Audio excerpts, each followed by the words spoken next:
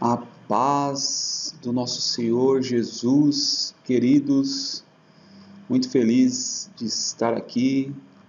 Sou o Cláudio em mais uma pregação do Evangelho na prática e que hoje Deus preparou para que eu pregasse essa mensagem com o título Elias na caverna, só o Senhor é Deus.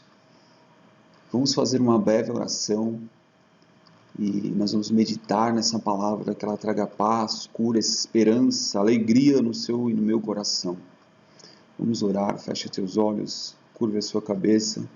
Senhor Jesus, obrigado pela oportunidade de pregar o teu evangelho, de proclamar o teu reino de amor, de graça.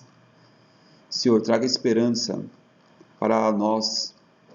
Traga esperança, Senhor, para quem está ouvindo esta mensagem. Traga esperança de um futuro, Jesus. Tira ela dessa escuridão, do pecado, da morte, da dor, da depressão, da angústia. Jesus, tua palavra é uma espada de dois gumes. É uma espada que divide a nossa alma e o nosso espírito e amplia a nossa consciência do pecado, da justiça e do juízo. Amplia a nossa consciência de quem Tu és, Senhor, que só o Senhor é Deus. Que possamos, Pai, meditar nessa palavra, traga avivamento, alegria, esperança, cura e principalmente salvação. Eu Te louvo e Te agradeço em nome de Jesus, amém. Queridos, a mensagem de hoje, para a gente ganhar tempo, encontra-se em 1 Reis 19:9. Uma história muito conhecida de muitos. Se você não conhece, você vai conhecer hoje. É uma história maravilhosa e eu queria que vocês meditassem nela. Ouça até o final essa mensagem, medite nela, compartilhe, curta aí meu canal, se inscreva, por favor, e que ela possa trazer alegria, esperança e salvação ao seu coração. Então vamos lá. 1 Reis 19:9. Ali entrou numa caverna e passou a noite. Então Elias ouviu a voz do Senhor, que lhe questionou nestes termos: que fazes aqui, Elias? Guarde essa palavra. O que fazes aqui, Elias? Então o contexto dessa mensagem, querido, é o livro de Reis. O livro de Reis, para a gente chegar até aqui, eu vou voltar um pouco para a gente entender quando que surgiu os reis em Israel, em Judá, né? Qual o contexto dela, o que Elias estava fazendo naquela caverna. Vou voltar apenas um pouco. O plano de Deus da salvação de Jesus, desde a fundação do mundo, é resgatar o homem do pecado e da salvação. E ali, lá no deserto, o povo foi escravo 400 anos no Egito, para Deus ensiná-lo a não mais adorar outros deuses, não mais fazer tudo que é mal diante de Deus.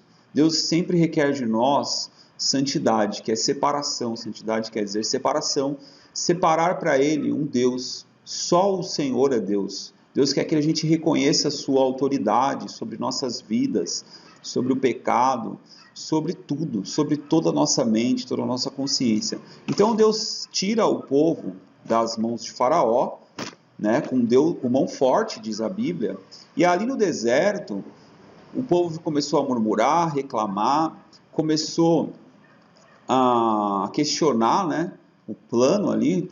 Moisés era o líder. E então Deus, ele faz um pacto. Deus sempre faz um pacto conosco. Ele fala para o povo: vocês querem que eu seja o Deus de vocês realmente?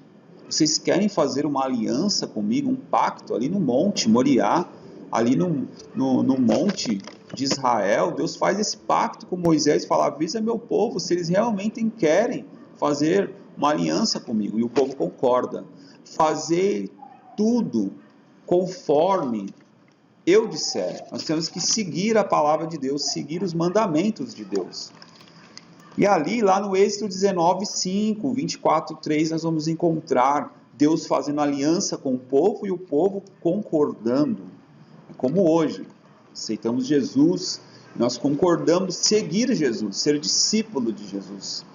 Então, mas logo depois, o povo começa a se perverter de novo, a adorar outros deuses. Moisés sobe ali no monte para conversar com Deus, e Moisés demorando, o povo constrói um bezerro de ouro, faz de um bezerro de ouro seu Deus. Nós fazemos do dinheiro, dos nossos bens, da vida, bezerros de ouros. E ali, nesse contexto aqui, de reis, não era diferente.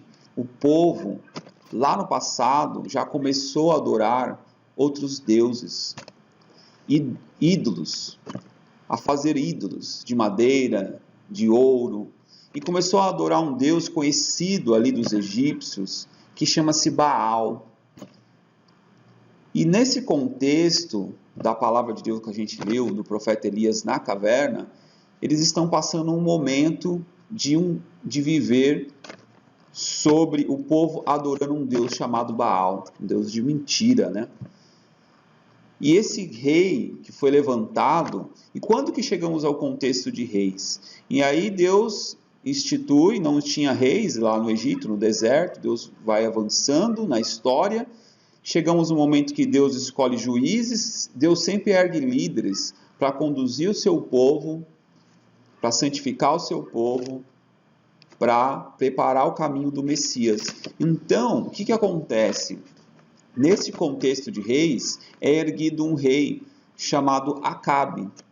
Acabe, segundo a palavra de Deus, foi o pior rei de Israel, porque ele casa-se com uma mulher chamada Jezabel, e Jezabel adorava esse deus Baal, e ela traz para Israel 500 profetas que profetizavam segundo o deus falso Baal. E ali Deus se ira, diz a palavra de Deus, que Deus se ira com a idolatria do povo, com a idolatria em que trocaram um Deus verdadeiro, que tira o povo da salvação, cura, libertação, dá a própria presença dele, que Deus conduziu o povo sempre durante a história, né?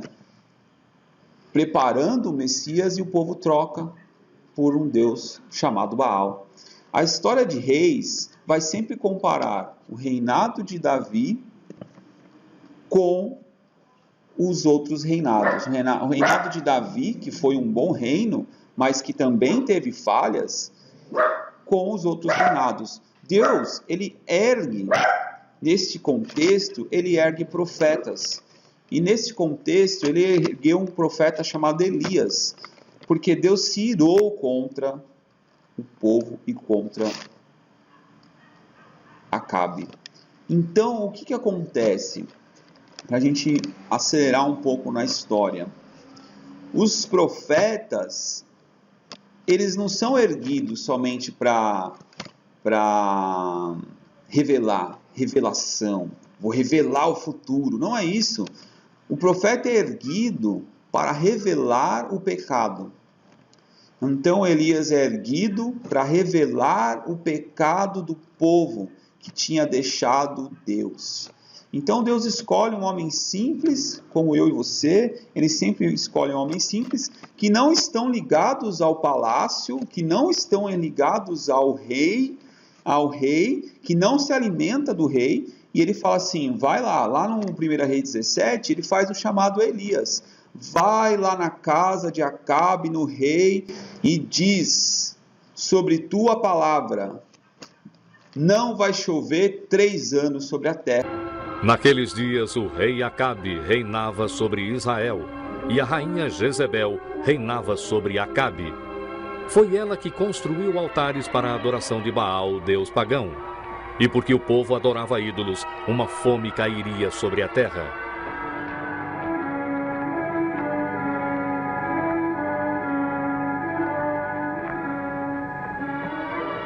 Viva o Senhor Deus de Israel, a quem eu sirvo, que nestes anos nem orvalho nem chuva haverá, senão segundo a minha palavra. Por quê? Porque eles acreditavam que Baal, esse deus falso, trazia chuva, era o deus do sol. E esse Baal, esse deus falso, um deus falso, profetas falsos, não exige nada. Não exige santidade, não exige sacrifício pelos pecados. Então, Elias vai lá e fala: sobre a minha palavra, Acabe, agora vai ficar 3 anos sem chover na terra. E Elias se retira então e vai para o deserto, ali num riacho. Deus alimenta ele, manda um corvo trazer pão, trazer comida, ele é bem alimentado. Passa-se o tempo, Elias é mandado para um deserto, ele se encontra com uma viúva. Elias, veja que ele está cheio do Espírito Santo, está tudo dando certo na vida dele. Ele é alimentado também ali por uma viúva. Essa filha da viúva, você conhece a história, filha dessa viúva morre. Ele ali no poder do Espírito Santo, usado por Deus, ressuscita o filho dessa viúva, lá em Serepta, e grandes milagres, sinais poderosos acontecem na vida de Elias. E ali, então, passa-se o tempo, o riacho seca as águas, e Deus fala: vai lá que vai chover, vai até Acabe novamente, e desafia os Baal, desafia os profetas de Baal. Agora eles vão conhecer quem é o Deus verdadeiro. E então Elias se apresenta de novo lá em 1 Reis 19 a Acabe e diz assim, ele aparece lá para Acabe, Acabe fica perturbado: já vem você de novo perturbar a Israel? Elias fala: não, eu não vim perturbar, quem perturba Israel é você que instaurou Baal no templo. Acabe pecou tanto que ele construiu um templo para Baal. Baal, por ora, ele era também conhecido por o deus Moloque, que oferecia crianças para ser sacrificadas e mortas. Deus chora. Imagine você que é pai e mãe, o seu filho se pervertendo e fazendo tudo o que é mal. Isso traz muita tristeza. Isso traz muita tristeza no coração do pai e de uma mãe quando um filho se desvia. Então, Deus, muito triste, vai lá e capacita ali, enche o profeta, e ele diz assim: eu quero um desafio, eu quero ver se o Deus de vocês faz chover mesmo, eu quero ver o Deus de vocês, se ele faz, se ele é o Deus verdadeiro. Vamos propor. Eles propõem ali 2 sacrifícios. Elias fala assim: nós vamos montar um holocausto. O holocausto era um lugar onde se oferecia sacrifício. Montaram ali uma fogueira, colocaram ali um cordeiro. Vocês, o Deus que responder com fogo, esse é o Deus verdadeiro. Até quando se dividirão entre 2 pensamentos? Se o Senhor é Deus, sigam-no. E se é Baal, então sigam-no. Deem-nos 2 bezerros, e que os profetas de Baal escolham para si um dos bezerros e o dividam em pedaços e o ponham sobre a lenha. Porém, não lhe metam fogo. Eu prepararei o outro e o porei sobre a lenha, e não lhe meterei fogo. Então invoquem o nome do seu Deus, e eu invocarei o nome do Senhor. E o Deus que responder pelo fogo, esse será Deus.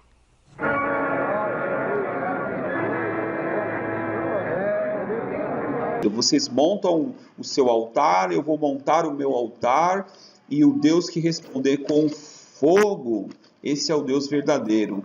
Monte aí, eu quero ver, povo, quem é o Deus verdadeiro. Já que vocês servem Baal, então, já que Deus está errado, vocês trocaram esse Deus, se esse Deus é tão poderoso, se esse Deus é tão poderoso, então ele vai chover, fazer fogo, ele vai acender esse sacrifício. E Então ele propõe ali, eles fazem ali os dois holocaustos, e os profetas de Baal começam primeiro a clamar fogo. Primeiro, os sacerdotes de Baal ofereceram sacrifício no seu altar, e eles invocaram o nome de Baal desde a manhã até ao meio-dia, mas não houve nenhum tipo de resposta, nenhum fogo se manifestou no altar. Então Elias começou a zombar deles. Clamem mais alto! Ele é o seu Deus! Pode ser que esteja perdido em pensamentos ou em alguma longa viagem. Ou talvez ele esteja dormindo e tenha que ser despertado. E ali eles ficam ali passando vergonha, pulando, gritando. Você vê que Deus não está no grito, Deus está na mansidão. E Elias até tira barato, esse Deus deve ser surdo, ele deve estar passeando, ele deve estar dormindo. Nada acontece. Elias, cheio do Espírito, desafia 500 profetas. Esse Deus não vai, parece que nada vai acontecer. A tarde passa e ali então, aleluia, Elias falou, agora é minha vez.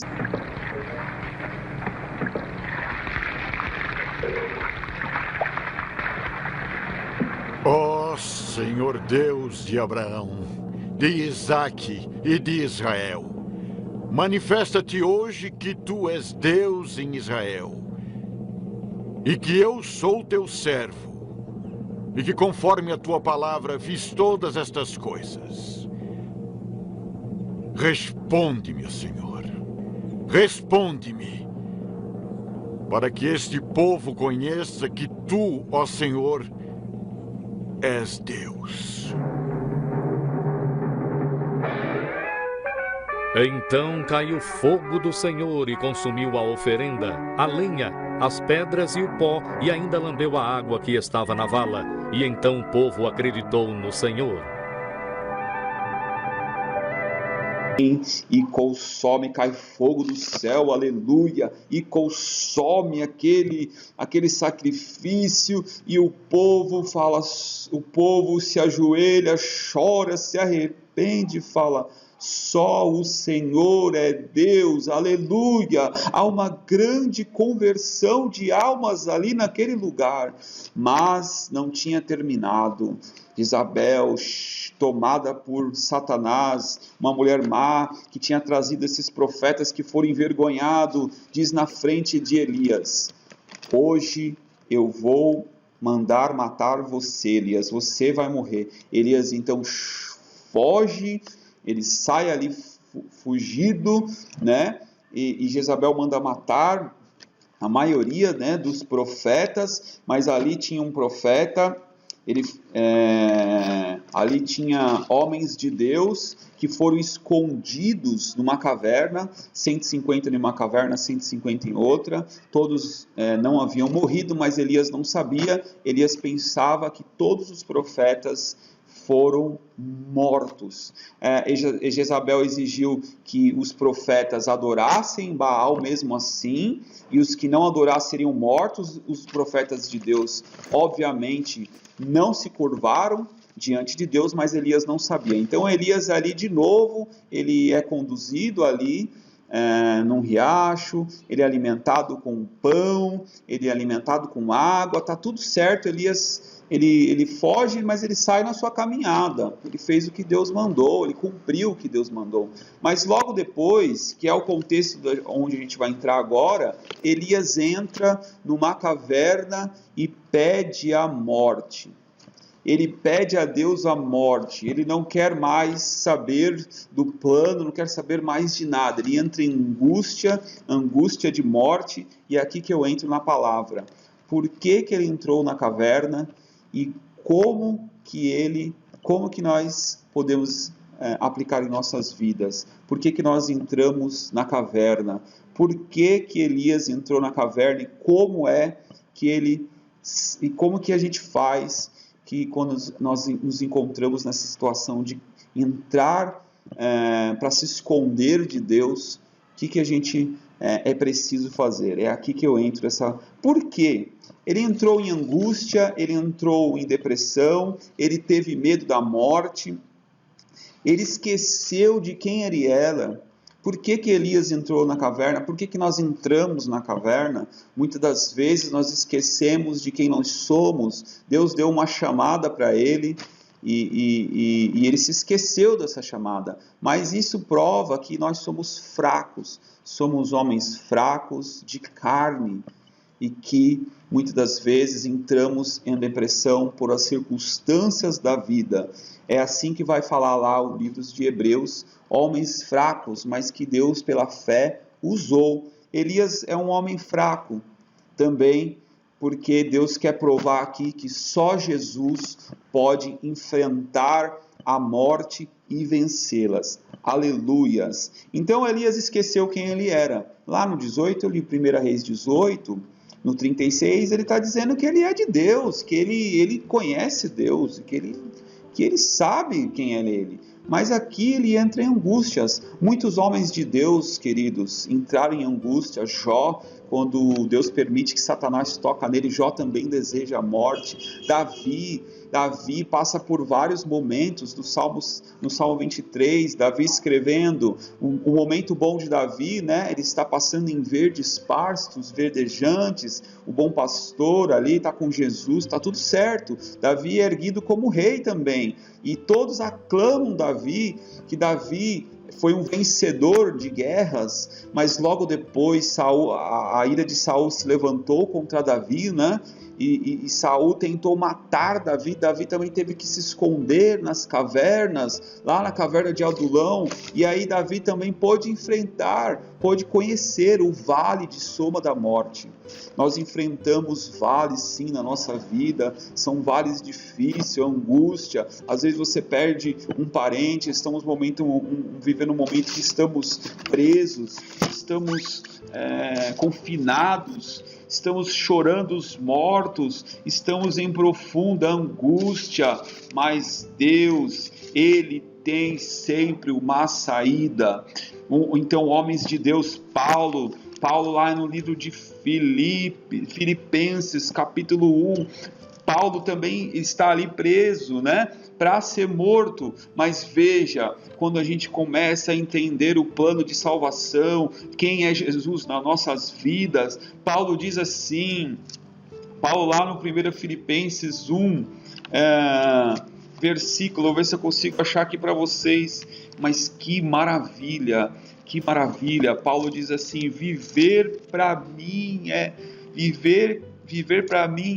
Cristo, morrer para mim é lucro, aleluia. Mas, querido, e aí ele diz assim, eu quero ir para o Senhor, eu vou colocar na tela, tá? Eu quero ir para o Senhor, mas como eu tenho uma obra para terminar, eu prefiro ficar com vocês, mesmo sabendo que logo eu vou ser morto, aleluia. Então Jesus, já trazendo para Jesus, né, ele é o pão da vida. Jesus diz lá em João, né, João 6, que ele é o pão da vida. Eu sou o pão da vida, aleluia. Vocês comeram maná lá no deserto e morreram, Moisés morreu, mas eu, este pão que desce do céu, João 6,50, que todo que dele comer não morra. Eu sou o pão vivo que desceu do céu. Se alguém comer este pão, aleluia, viverá eternamente. E o pão que deverei dar pela vida do mundo é a minha carne. Então Jesus, em verdade vos afirmo, 53, se não comerdes a carne do Filho do Homem, e não beberes o sangue, não tereis a vida entre vós. Todo aquele que comer a carne e beber o meu sangue tem a vida eterna. Eu ressuscitarei no último dia, aleluia. Então Jesus quer nos dar uma nova esperança quando estivermos vivendo na caverna, quando nós estivermos vivendo em situações de prisão, de alma, lembrar que Ele é a ressurreição e a vida, Ele é o pão da vida.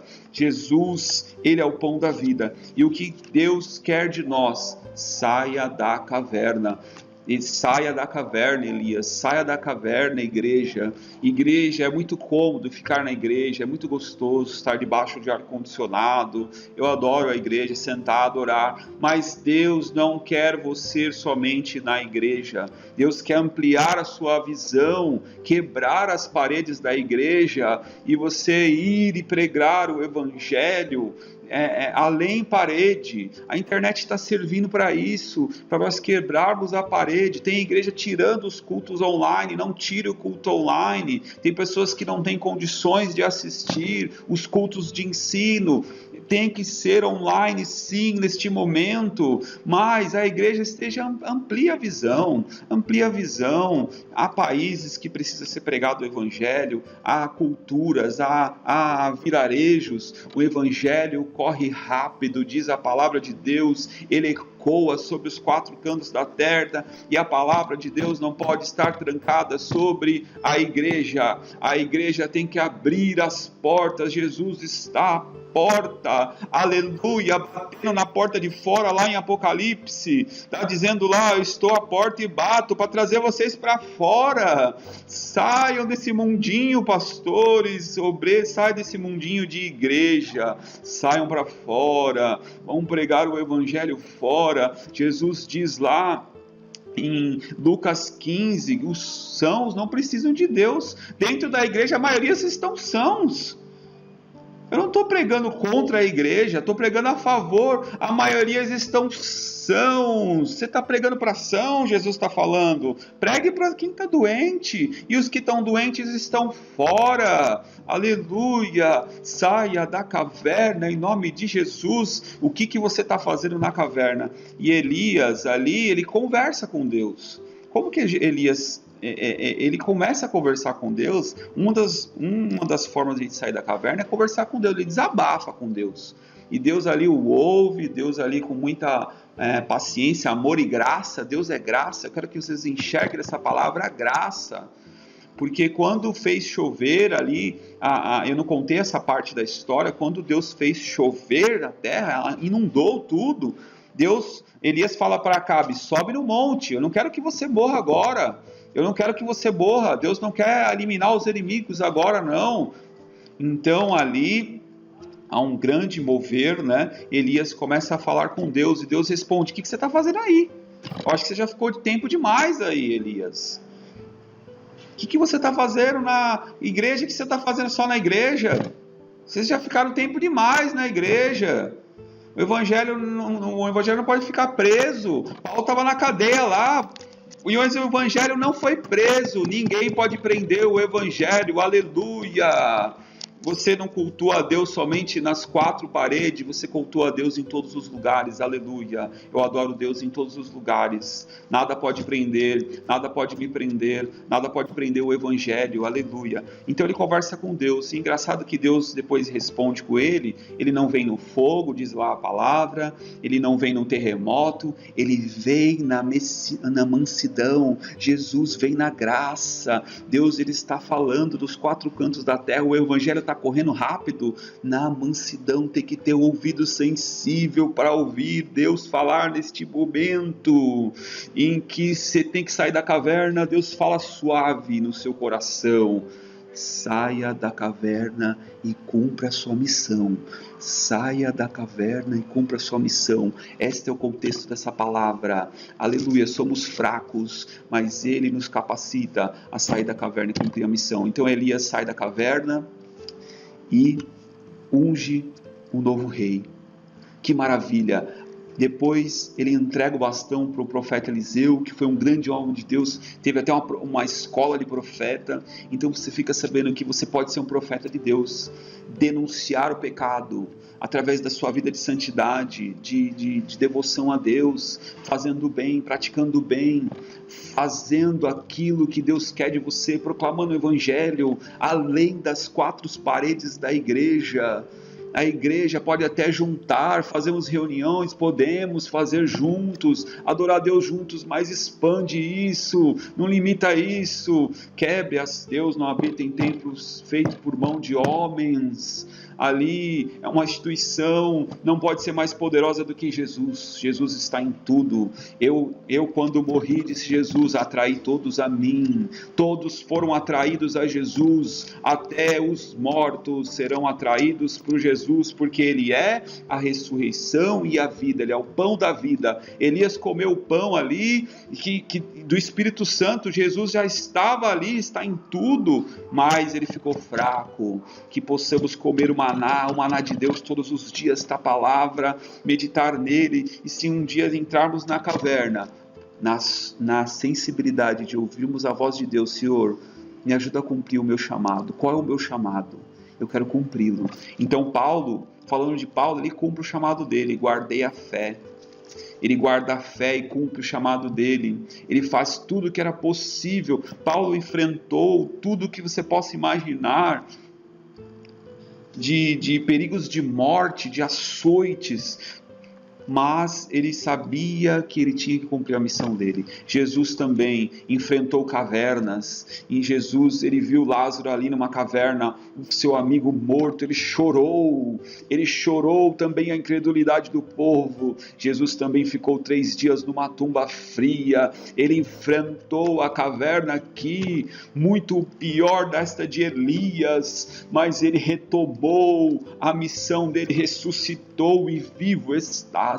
Jesus está aí, Jesus está aqui, nas cavernas da vida, na depressão, no choro da morte, no choro de perda de vidas. Jesus está contigo, passando contigo, e vai chegar um tempo que Ele vai dizer: o que você está fazendo aí? Ele falou para mim: o que você está fazendo aí, Cláudio? Eu fiquei muito tempo em depressão, chorando o luto do meu pai, chorando lutos e lutos da vida, muitas provas, muitas aflições. Eu enfrentei a luta da depressão. A depressão é algo que te puxa para baixo, ela puxa mesmo, ela suga todas as suas energias. É algo difícil de se enfrentar, é um buraco negro que é difícil de você transpor, é difícil de você ver a luz, mas além da caverna tem a luz de Jesus.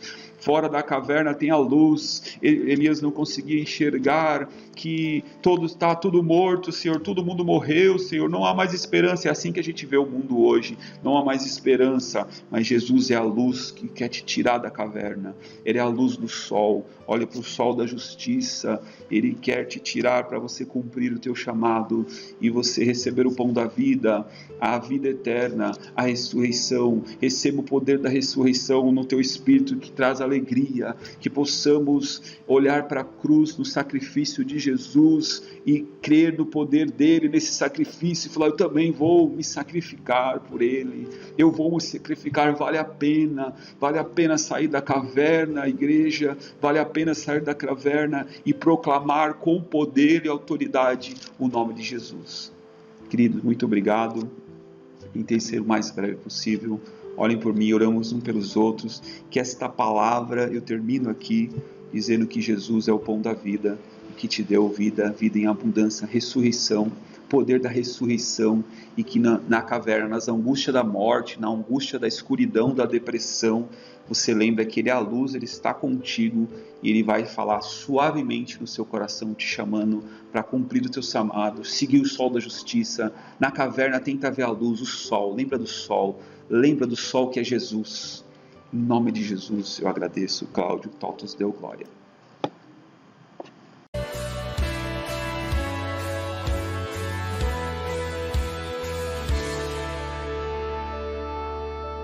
Quando todos os meus medos já não cabem mais em mim, quando o céu está de bronze e parece que é o fim, quando o vento está revolto, o mar não quer se acalmar, quando as horas do relógio se demoram a passar.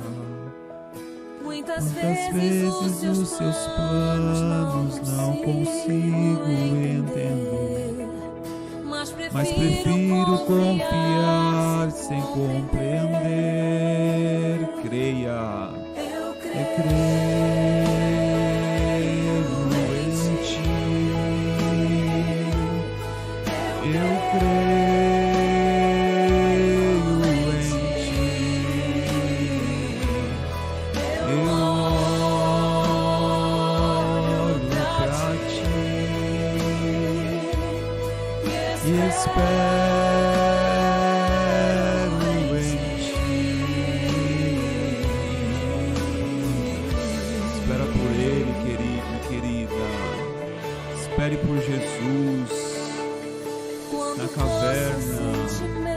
Quando você se sentir medo, Ele está do teu lado.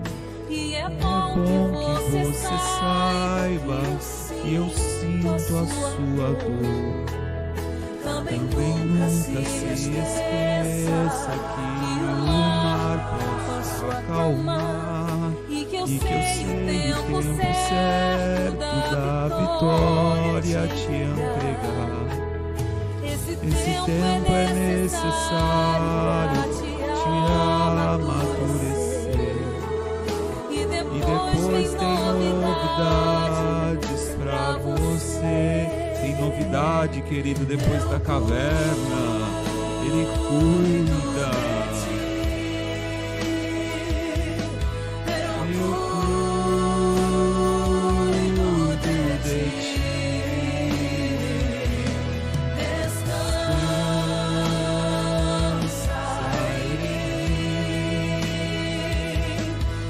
Comece a sorrir. Se alegra no Senhor, se alegra na salvação, no sol da justiça. Ele te tira da caverna para você cumprir a tua missão. É muito maior, é bem maior, aleluia. Eu sei do amanhã, então recebe abraço meu, pois da tua vida cuido eu.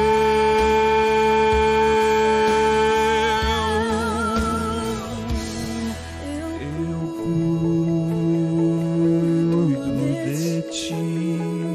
Você crê, querido, que Ele cuida de ti? Você crê, Ele cuida de ti em todos os momentos, na dor, na doença, na alegria, na angústia, na depressão, nos vales, na morte, em todo tempo. O Senhor é conosco, os olhos do Senhor estão sobre nós, aleluia. Se derrama, chora, pode chorar nos seus pés, Ele está aí, Ele está aqui, limpando nossa mente, nossa consciência, ampliando nossa consciência do céu, do reino. Ele está preparando um lar, um reino de amor, onde não há mais morte, nem dor, nem mais cavernas. Aleluia! Alegra nele.